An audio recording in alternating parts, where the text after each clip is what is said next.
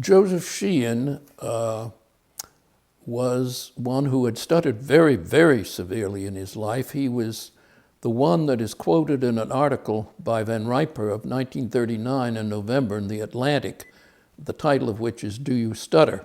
And he cites somebody who was so severe that he would open his mouth trying to say an M word like Montana. He'd open his mouth before he'd try the M. He was so severe. So he was very severe. Well, I first met Joe Sheehan at Iowa, where he was the one who ran the Stutterers Clinic. And I was exposed to his thinking that became crystallized in his later writings. He was very helpful to me at the time because I had already read Van Riper's book saying that there were ways to deal with this without stopping stuttering altogether. And Sheehan was of that mind.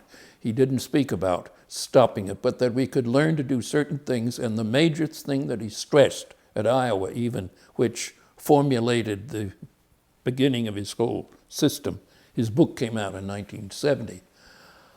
This was 1947 that I was at Iowa, was reducing avoidance.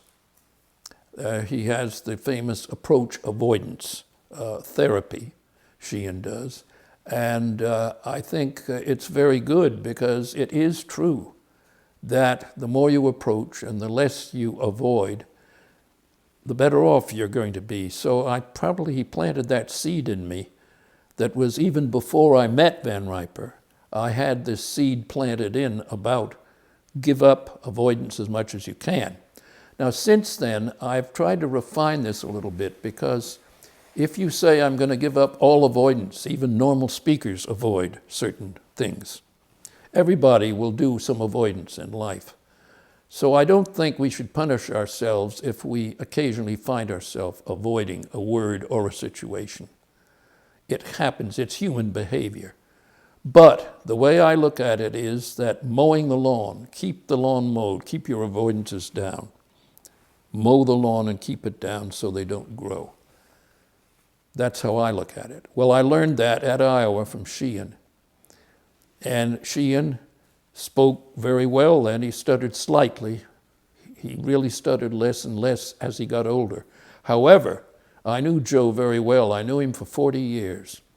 And he was a big enough person to say to me that once he got hung up at a faculty meeting when he was at UCLA.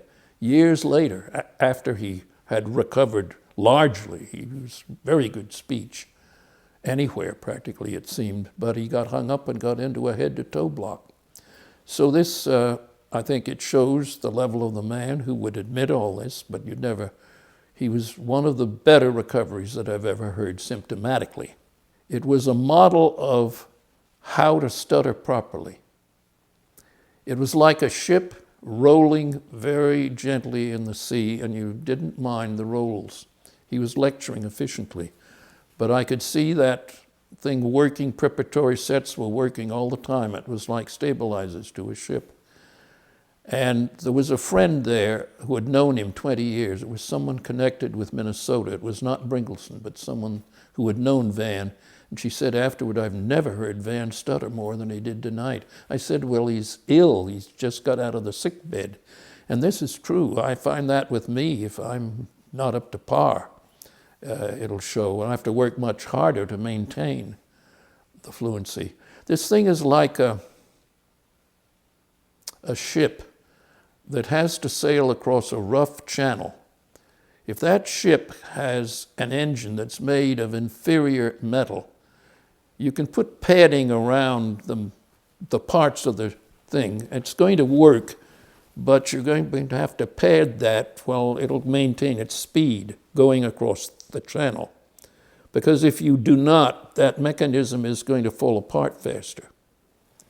I think what we do in therapy is to put something around to soften the engine so it doesn't become shattered from trying to keep up speed of the ship.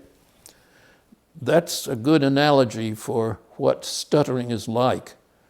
I feel in myself that I've got something that is not up to par that's in the normal speaker, and I've got to watch to a degree, and I don't do it consciously much anymore because I'm pretty automatic now that I'm 88, but occasionally I have to.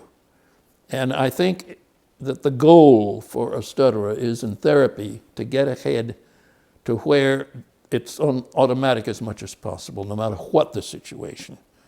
But, as Barry Guitar so well puts in his new book, have 3 choices. Leave it on automatic. Study another way that you have ready if you're going to stutter, that you can go through and voluntarily manage your speech for a short time. Or if you must stutter, stutter gracefully. This is it. Barry Guitar has that, and I agree with this completely. I learned this from Sheehan, fundamentally.